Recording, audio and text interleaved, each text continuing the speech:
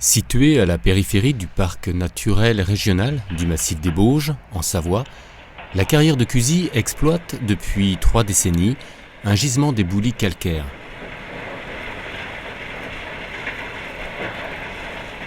Dans cette région de moyenne montagne, les habitants ont toujours puisé dans cette ressource naturelle pour édifier leurs habitations et construire les indispensables routes et voies d'accès.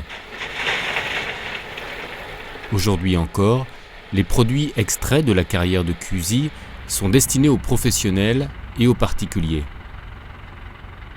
La situation géographique de l'entreprise permet une desserte de proximité, facilitant l'acheminement des graviers, sables et blocs de pierre et limitant l'impact environnemental des moyens de transport. La particularité de la carrière de Cuzy repose sur un mode d'exploitation progressif et linéaire. Les matériaux sont extraits en surface, puis lorsque le gisement est épuisé, débute la remise en forme immédiate de l'espace.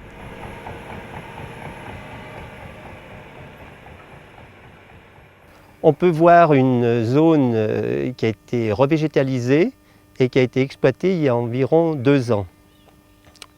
Ensuite, on peut voir la zone en cours d'exploitation, donc où on exploite les matériaux pour les concasser, et tout de suite derrière, une zone qui est remise en état, c'est-à-dire qu'on est en train de faire un apport de matériaux pour reconstituer le sol qu'on a enlevé.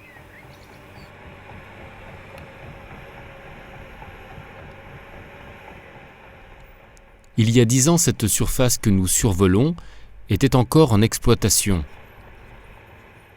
Soutenue par une végétalisation initiée par l'exploitant, la nature a progressivement repris ses droits.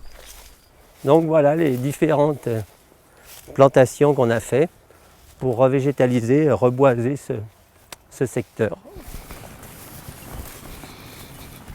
La réhabilitation progressive du site de la carrière de Cuzy est à l'origine d'une découverte qui intéresse particulièrement Pierre Gotteland. Ah oui, il y en a encore.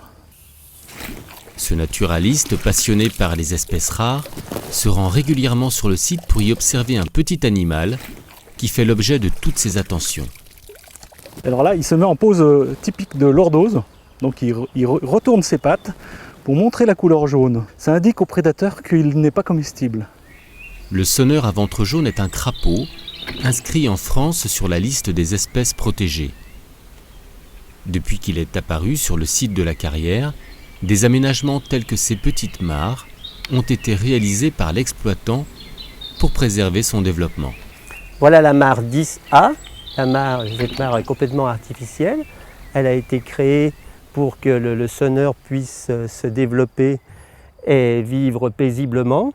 Donc nous avons un réseau de mares d'une quinzaine d'étendues d'eau comme ça, mais qui sont complètement artificielles. Or il se trouve que le sonneur, curieusement, aime bien les carrières. Il a plutôt l'air d'apprécier les carrières, puisque sa population se porte très bien dans un milieu de carrière. Alors pourquoi ? On a quand même quelques idées. On sait que c'est un animal qui est de nature pionnière, donc il colonise de préférence les milieux aquatiques pionniers qui viennent d'être créés. Sa biologie est particulière et le favorise. Vous créez une mare, toute neuve, toute vierge, avec juste de la boue au fond, et il va trouver son bonheur. Et par contre, dès que la végétation commence à arriver, d'autres animaux commencent à s'installer, le sonneur se sent mal et fuit la mare. Donc on n'en trouve plus. Parce que il n'est pas vraiment adapté à la concurrence, c'est un très mauvais concurrent. La population des sonneurs à ventre jaune est ainsi répertoriée sur l'ensemble des petites mares qui sont créées par l'exploitant et réparties sur le site. Les données sont analysées, conservées et constituent une solide source d'informations sur l'espèce à disposition des exploitants et des organisations de protection de la faune et de l'environnement. Le retour spontané du sonneur à ventre jaune sur un site d'extraction de matériaux démontrent qu'une exploitation raisonnée de la ressource ne s'oppose pas au développement et au maintien d'espèces animales ou végétales fragiles.